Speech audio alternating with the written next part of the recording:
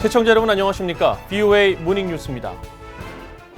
미국의 대북 실무협상 실무자들이 최근 잇따라 자리를 옮기고 있어 관심을 모으고 있습니다. 미국의 전문가들은 이 같은 인사이동은 미북 협상 진전의 가능성이 낮다는 방증이라고 말했습니다. 첫 소식 김영교 기자가 보도합니다. 미북 협상의 실무 책임자인 알렉스 웡 국무부 대북 특별 부대표가 12일 유엔 차석 대표에 지명됐습니다. 앞서 웡 부대표의 전임자인 마크 램버트 전 대북 특별 부대표도 지난해 말 국제기구국으로 자리를 옮겨 북한 문제에서 거리를 뒀습니다. 대북 정책 인사들에 대한 트럼프 행정부의 이 같은 인사 이동은 낮은 대북 협상 진전 가능성 때문이라고 전문가들은 분석했습니다. 게리 세이모어 전 백악관 대량 살상무기 조정관은 북한이 미국과의 대화를 거부하는 상황에서 이미 예상됐던 결과라고 말했습니다. So I think it's to be expected that people in Steve Biegun's office are going to be promoted to other jobs, especially because North Korea is refusing to resume negotiations with the United States. So these people like Alex Wong and Mark Lambert, they really have nothing to do. 필립 윤 전 국무부 대북 정책 선임 보좌관은 이번 인사로 대북 협상에 부정적 영향이 있을 것으로 전망했습니다. 그러면서 이는 스티븐 비건 국무부 부장관이 지난해 11월 대북 정책 특별 대표에서 부장관으로 승진할 때부터 예상됐던 일로 연이은 인사 이동에 따라 새로운 대북 협상팀을 제대로 구성할 때까지 시간이 걸릴 것이라고 내다봤습니다. He's as deputy secretary, he's got a lot of other duties. Before he was just focused on North Korea. So this is going to be a clear issue. 이번 인사는 북한의 대화 거부에 따른 미국 대북 외교에 사실상의 축소나 포기로 읽힐 수 있다는 지적도 나왔습니다. I think many will see it as the U.S. either downplaying or abandoning diplomacy with North Korea. But again, it's been North Korea that has repeatedly rejected dialogue. 미국 외교협회 스콧 스나이더 선임 연구원도 현재로선 비건 부장관이 북한과 관련해 역할을 할 수 있는 여지가 많지 않다고 진단했습니다. 다만 북한이 대화에 임할 자세만 돼 있다면 비건 부장관은 곧바로 협상팀을 꾸릴 수 있는 역량이 있다고 말했습니다. 해리 카지아니스 미국 국익연구소 국장은 국제외교는 시의성이 모든 것을 결정한다고 지적하고 미국과 북한 모두 현 상황이 관계 정상화나 비핵화 합의를 끌어내기에 적절한 시점이 아니라고 판단한 것으로 보인다고 말했습니다. BOA 뉴스 김영교입니다. 미국 국무부의 알렉스 웡 대북 특별 부대표가 러시아를 방문해 북한 문제를 담당하는 러시아 고위 외교 인사들과 한반도 문제 등을 논의했습니다. 주로 미국 대사관은 13일 성명을 통해 모스크바를 방문한 알렉스 웡 대북 특별 부대표가 이날 이고리 모르글로프 러시아 차관과 올렉 부르미스트로프 북핵 담당 특임 대사 등 러시아 외무부 인사들과 만남을 가졌다고 밝혔습니다. 또 양측은 도널드 트럼프 대통령과 북한 김정은 위원장이 싱가포르 정상회담에서 한 모든 약속에 대한 진전을 이루기 위해 미국은 북한과의 외교적 대화에 열려 있다는 점을 재확인했다고 전했습니다. 주로 미국 대사관은 이어 교착 상태에 있는 미북 관계 전환과 한반도의 항구적 평화 구축, 북한의 완전한 핵폐기 등의 문제도 함께 논의됐으며 이를 위해 미국과 러시아의 긴밀한 협력이 중요하다는 점도 강조했다고 설명했습니다. 존 켈리 전 백악관 비서실장은 북한의 김정은 위원장이 핵을 포기하지 않을 것이라고 밝혔습니다.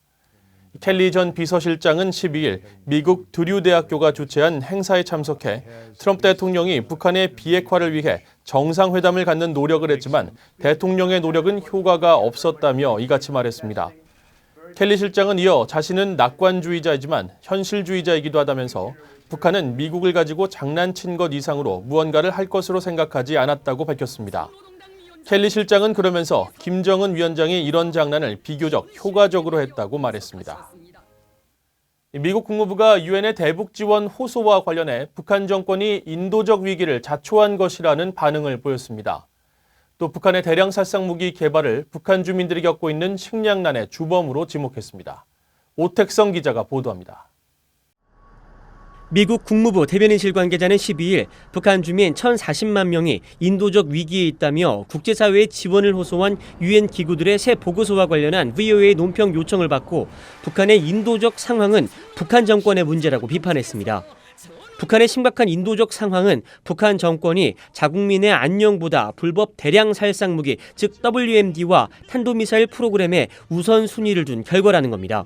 이 관계자는 이어 미국은 북한 주민의 안녕과 북한의 인도적 상황에 대해 깊이 우려한다면서도 이는 북한 정권이 자초한 것이라고 지적했습니다.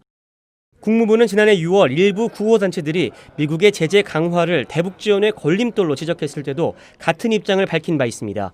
이후에는 북한 주민들에 대한 적법한 인도적 지원이 엄격한 제재 이행 때문에 방해받지 않도록 보장하는 게 미국의 정책이라는 기조를 유지해왔습니다. 앞서 북한 내 유엔 기구 협의체인 유엔 국가팀은 12일 공개된 보고서에서 북한 주민 약 2,500만 명 가운데 1,040만 명이 인도적 위기에 있고 올해 대북 인도 지원 예산으로 1억 700만 달러가 필요하다고 산정했습니다. 국무부 관계자는 미국 정부는 현재 북한에 직접적인 인도주의 지원을 제공할 계획이 없다는 기존 입장을 재확인했습니다. 미국 정부는 여전히 이런 움직임에 동참할 계획이 없음을 분명히 한 겁니다. VOA 뉴스 우택성입니다. 전 세계 암호화폐 거래소 대부분이 해킹에 매우 취약하며 해킹 피해 자금에 대한 보험과 보안 대책도 거의 없는 것으로 나타났습니다. 특히 면허가 없거나 사업자 등록을 하지 않아 북한의 해킹의 무방비 상태라는 것이 관련 업계의 지적입니다. 김시영 기자가 취재했습니다. 영국 런던에 본사를 둔 암호화폐 시장 정보 분석업체 크립토 컴페어가 12일 전 세계 160여 개 암호화폐 거래소에 보안 관련 평가와 순위를 매긴 보고서를 발표했습니다. 그러면서 전 세계 암호화폐 거래소의 상당수가 보안이 매우 취약하고 해킹에 무방비 상태로 노출돼 있다고 지적했습니다. 지난해 4분기 암호화폐 거래 안정성 등급이 B등급 이상인 거래소에서 이루어진 거래량은 전체의 27%에 불과했습니다. 전 세계에서 운영 중인 암호화폐 거래소의 70%는 면허가 없거나 사업자 등록도 하지 않은 걸로 조사됐습니다. 또 전체 거래소의 96% 이상은 암호화폐가 해킹으로 탈취당했을 때를 대비한 보험을 제공하고 있지 않았으며 해킹 대비 보안책도 전혀 마련돼 있지 않았습니다. 보고서는 최근 북한 라자루스 등의 해킹 조직이 북한 정권의 자금을 지원하기 위해 암호화폐 탈취를 목표로 삼고 있는 사실이 잘 알려진 상황에서 우려된다고 밝혔습니다.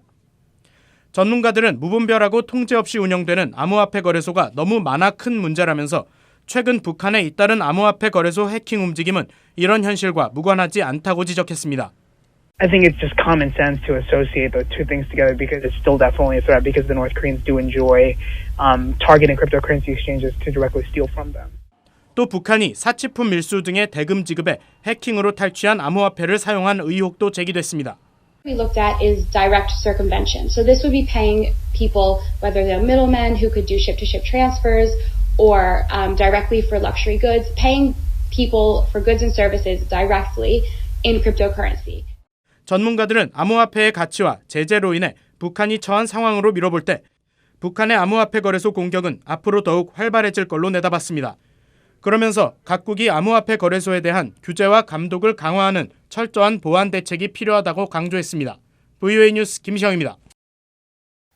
유엔 인권 최고대표 사무소가 1969년 대한항공 여객기 납치 당시 강제 실종됐던 11명을 조속히 송환하라고 북한에 촉구했습니다. 유엔 인권 최고대표 사무소는 13일 성명을 통해 이같이 밝히고 피해 가족들이 사랑하는 이들에 대한 어떤 정보도 없이 50년이란 긴 세월을 기다렸다며 절대로 용납할 수 없는 일이라고 지적했습니다. 이어 북한은 시급히 이들의 생사와 행방에 관한 정보를 제공하고 친지들과 자유로운 소통을 허용해야 한다면서 관련 서한을 북한 정부에 보냈다고 전했습니다. 앞서 1969년 12월 한국 김포에서 출발해 강릉으로 향하던 칼 여객기는 이륙 10분 만에 간첩에 의해 납북됐으며 북한은 국제사회의 비난이 거세지자 다음에 승객과 승무원 50명 가운데 39명만 송환하고 11명은 아직까지 돌려보내지 않고 있습니다. 유엔 식량농업기구 FAO 관계자가 북한 내 신종 코로나 바이러스 확진자가 없다는 북한 주장에 의심이 간다고 밝혔다는 내용의 VOA의 13일 보도는 FAO 평양사무소 이메일 계정을 누군가 해킹해 이뤄진 잘못된 내용이라고 밝혀와 사실을 정정하고 바로잡습니다. 유엔 식량농업기구 FAO는 13일 VOA에 FAO 평양사무소 부대표 이름으로 지난 11일과 12일 VOA에 보내진 이메일 성명과 답변은 누군가 평양사무소 부대표의 이메일 계정을 해킹해 보낸 허위 자료라고 알려왔습니다. 이에 따라 VOA의 관련 내용 보도는 웹과 유튜브, 페이스북 등에서 삭제했음을 알려드립니다. 이상으로 VOA 모닝뉴스를 마칩니다. 시청해주신 여러분 고맙습니다.